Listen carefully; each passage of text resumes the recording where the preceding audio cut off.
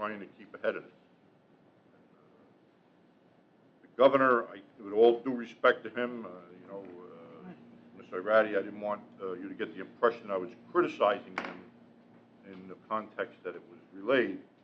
But again, his cuts are draconian. And I feel that if he had had some municipal government experience, he could have spread these cuts out over 2 years and saved some of the impact of this, which would have then given everybody a little breathing. But all of us know, all of us have read the articles in the media and the pressure that the media has generated with the residents.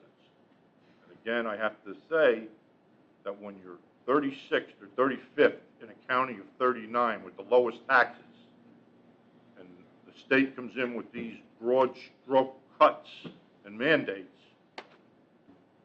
what's next? We close the doors and merge with somebody? I mean, that's where this potentially can go. All right, so thanks. I thank you again for your question and your comment. Thanks, John. But Ed, the budget is available for your review. So and I had said a little towards this in the beginning. Certainly there were other places that other towns are looking at that we could look into. I don't know if we have gone out in recent years or on an annual basis and compared our, say, liability insurance with the GIF to other liability insurances. I heard other towns saved a significant amount by doing that, or having our health insurance carrier submit a proposal and having other health insurance carriers submit a proposal and get the best one from that. So have we done that this year? Insurance-wise, no. We haven't. So we haven't looked at to see if which would be. The state health benefits actually increased over 22%, I believe, whereas the GIF went up around 8%, depending on what plan. I mean, the HIF. Judy, let me speak to the issue of insurance. Okay. When I first came here, almost 30 years ago, we went out and got quotations from the commercial insurance agents. And the first year they lowballed all of the insurance. And then the second year they raised it. And the third year they raised it. And the services were lousy, to be honest with you. They don't provide the services that the Joint Insurance Fund does provide. And I would respectfully disagree with you that when it comes to insurance coverage, we're doing very fine with the Joint Insurance Fund in the mill. But from my experience, going out to the commercial marketplace is definitely would be a mistake.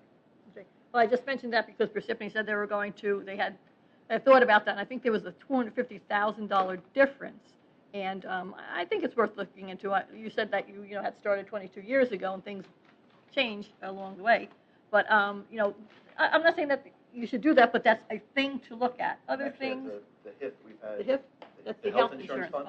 We've had dozens of towns apply to get into the HIF because our rates are so much better than they can get anywhere else. Because basically we're self-insuring our health insurance to the HIF.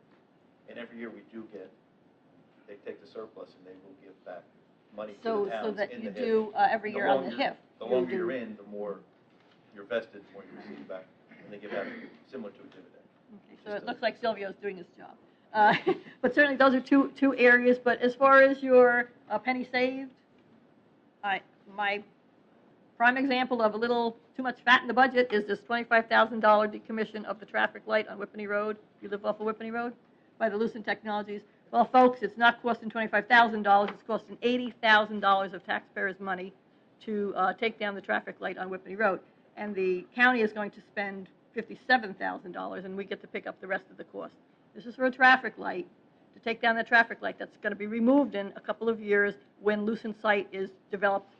The builder will pay to take that down. But now we have a letter. It's in our budget, $25,000 to stop that traffic light. So there is a little areas in there. Also, there's signage around the municipal building. I think that's another $20,000. That's on top of the $150,000 that was spent. So maybe, it's pennies on a $22 million budget, but every penny is saved. Judy, let me ask you, is that the traffic light at Bell Labs? Yes. Why don't they just turn the damn thing off? Oh, we went through that. They can't. It's liability. Ladies and gentlemen, I need to call a point of order. We're trying to ingratiate the public as much as we could with the respect to the merger of the Talk two about departments. money, But John. we've now wandered off into the area of the budget, and there will be time for the discussion of the nuances in the budget at the point that we reach that at our next meeting. So I would ask that we stay on point with regard to the integration of the services, and then, again, anyone who needs information regarding the budget will be available, and we will have the public session, and we can speak to the budget. Mr. Kaiser. All I was saying is Gary that, Kaiser, 16 Lynn Terrace, Whippany, New Jersey, and we did get off track a little bit, and I was a little confused. And I just want to go back to Mr. Faramaska if I can, just to clear a couple of things. There will be no cut in services, so we have now Department of Public Works and Recreation. You will not be hiring two people because you're going to be moving one to the cross-training with the other, and we are saving $158,000 in taxpayers' money. Yes, sir. Did I hear that right? We're not hiring, I know you were talking about the budget and hiring and that, I got a little confusing. It was a little confusing at one point that it was in the budget to hire, and he's saying we're saving money, that's why I'm asking the question. Mr. Kaiser, your 3 points are spot on. Thank you. Thank you. Thanks for coming out tonight. the 158,000 is not in the budget. Right, but it's a savings, right? Thank you, Mr. Kaiser. Any other members of the public? I realize we've broadened this out, so I'm... I have something I'd like to say. George, not a problem. Mr. Cola, go ahead. All right, first of all, This is on the merger, correct? this is on the merger.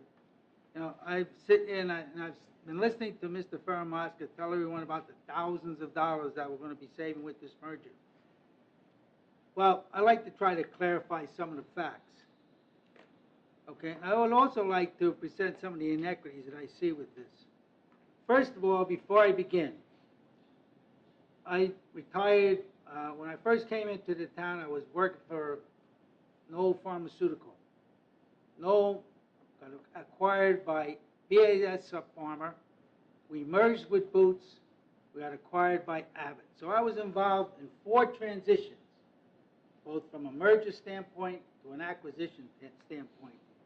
And when it comes to these types of consolidations, okay, there is a definite positive initiative and positive effect that occurs from it. All right?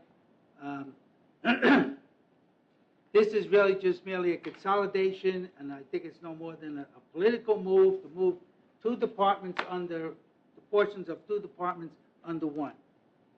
Now, first of all, well, I said first of all last time, but when we talk about the budgets, all right, I just want to clarify a point. A lot of work is put into this by our finance CFO and our business administrator. Here are the books. Mr. Cola, please. Just, I'm going to finish, okay? Let me finish. Yourself, John. Do not interrupt me, please.